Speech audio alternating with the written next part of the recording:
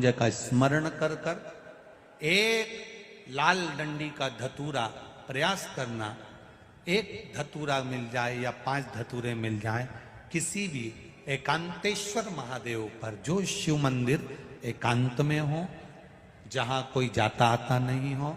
वैसे तो अब बहुत मुश्किल है कि ऐसा मंदिर मिल जाए जहां कोई जाता आता नहीं हो। पहले की बात दूसरी है, अब बात दूसरी है।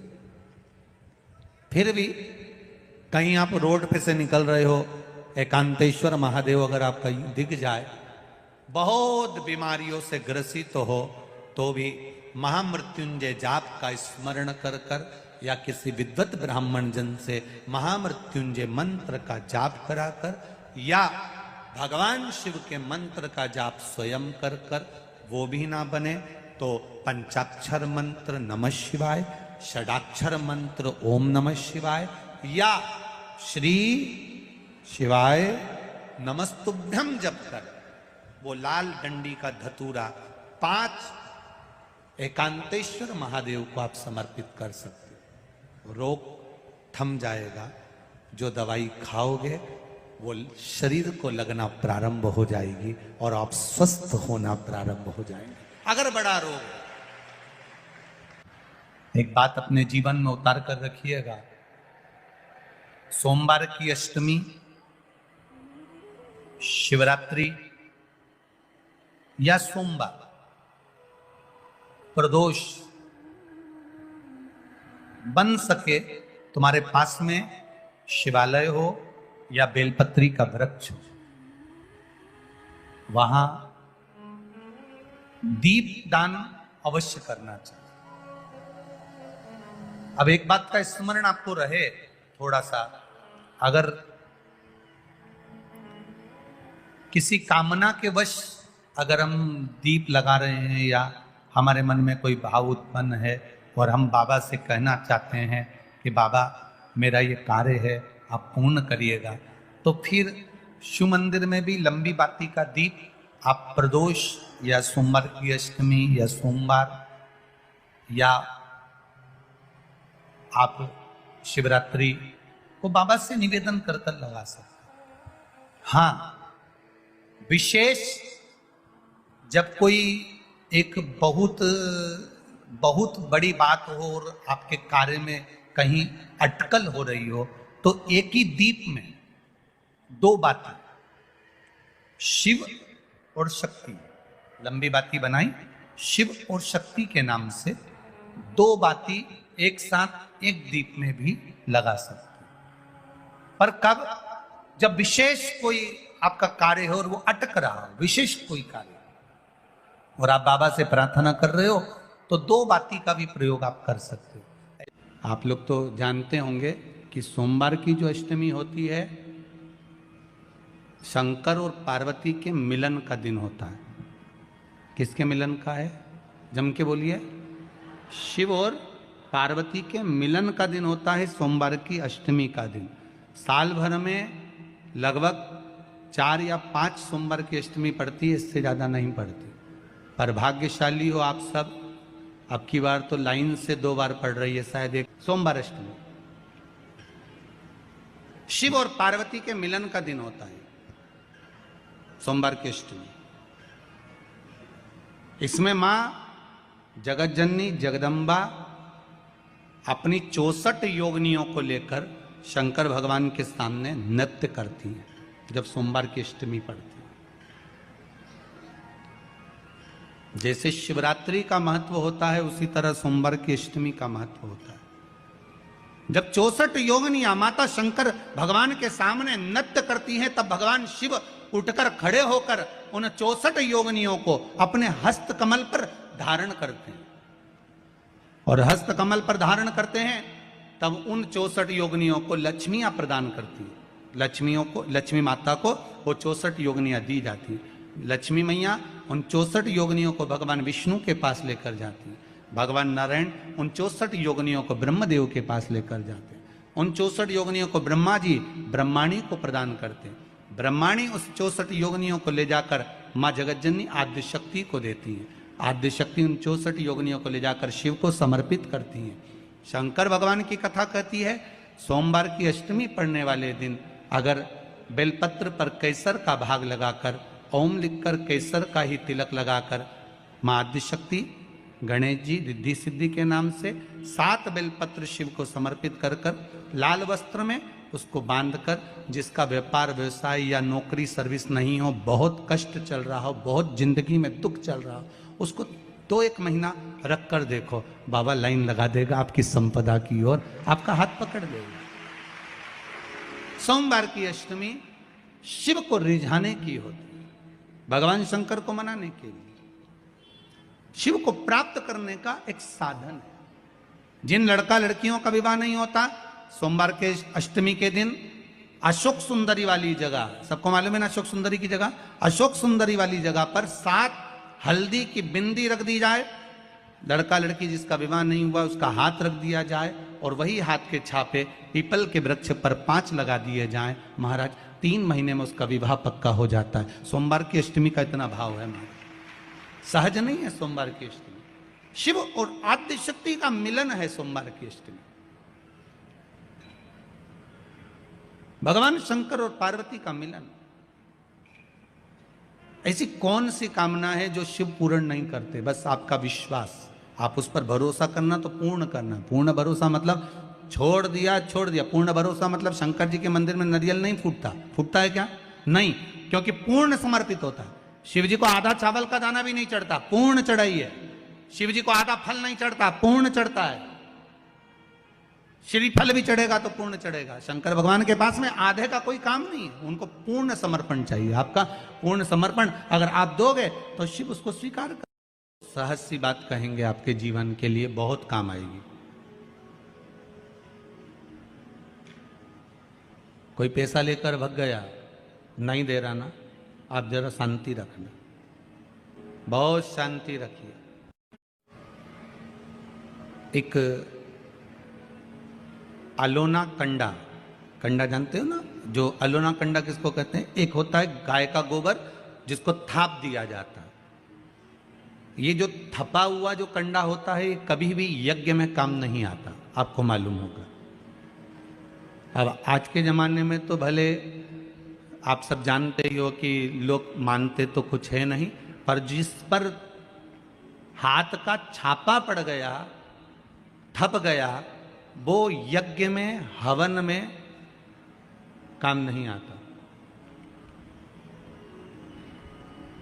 हमारे बीच में 2 संत बैठे हुए हैं, आपके भी स्मरण में रहा होगा कि जो थाप दिया जाए, जिस पर हाथ का छापा आदि पड़ जावे और उसको थाप दिया जाए, वो कंडा कहलाता है। और वो पूजन में या यज्ञ आदि में उसका क्रम नहीं है। गाय जब पोटा करे और पोटा कर या उसको उठाकर ऐसा कैसा ही कहीं रख दिया गया, वो सूख गया, उसको अलोनी गोबरी कहते हैं, उसको अलोना कंडा कहते हैं। उस पर कोई छापा नहीं डला है, उस पर कोई ट्रेडमार्क नहीं लगा है, उस पर कोई आपका हाथ नहीं छुआया गया है, उसमें कोई वस्तु की मिलावट नहीं है। वो गाय ने दिया और वो सूख गया, उसको अलोनी गोबरी कहते हैं, अलोनी भस्म कहते हैं। उस अलोने कंडे को लाइए, उसको जलाइए, उसकी भस्म तैयार करिए। उस भस्म को तैयार कर उस भस्म को बेलपत्री के वृक्ष के नीचे रखकर और उसमें थोड़ा सा भाव, एक भस्म को थोड़ा सा भाव, उस भस्म का एक छोटा सा लिंगायत आकृति सिद्ध कर उसको बेलपत्री के वृक्ष के नीचे रखकर उसका पूजन करिए। और किसके लिए करना है? जो पैसे ले गया और दे नहीं रहा। आपने हाथ पैर जोड़ लिए, फोन कर लिए, 50 बार बोल दिया, 50 बार विनती कर दी, वो नहीं दे रहा ना,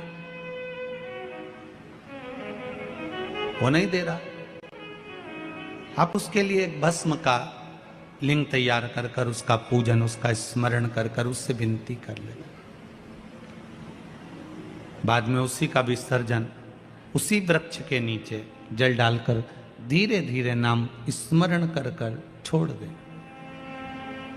उस भस्म का थोड़ा सा भाग लेकर आए, मस्तक पर तिलक लगाकर केवल एक बार या तो फोन पर बात कर लें या उसको बोल दें कि हमारा धन दे दीजिए। उसके बाद बाबा जाने और बाबा भस्मी धारी जा रहे।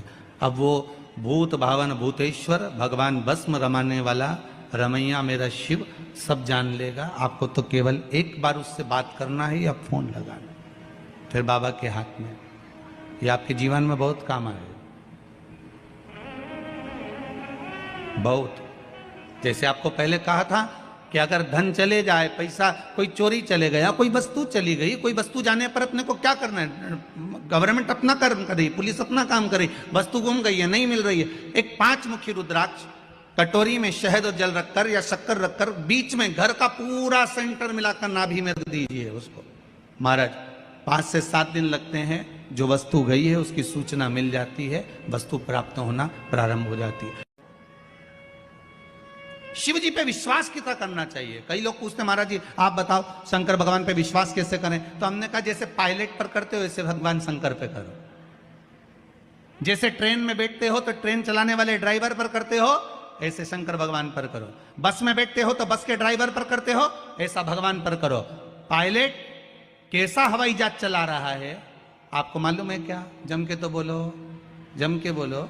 मालूम है? आप तो आराम से अंदर जाके पायलट का दरवाजा बंद, वो अकेला उधर, तुम इधर, अब बढ़िया चकाचक सो रहे हो। तो पायलट पर विश्वास किया कि नहीं किया कि वो कहाँ ले जा रहा है, कैसे चलाएगा, क्या करेगा? ना तो पायलट दिखे, ना आगे का दिखे, तुम्हें तो बादल ही बादल दिखे। बोलो सही है कि गलत है? इसके सिवाय कुछ दिखे तो तुम तो बिल्कुल अंधे भक्त बनकर बैठ गए कि पायलट चला रहा है, अपने को क्या करना। और मैं नाम बोला जाता है कि आज ये पायलट फ्लाइट को चला रहा है, बस उसी तरह तुम अंदर जाके बैठ गए, अब पायलट लेकर जा। उसी तरह ट्रेन में आराम से सो रहा है वो अकेला बेचारा ड्राइवर, बटन दबाए, ये दबाए, सिग्नल नहीं देखे और तुम्हें निपटा दे तो पर भरोसा करा कि नहीं करा?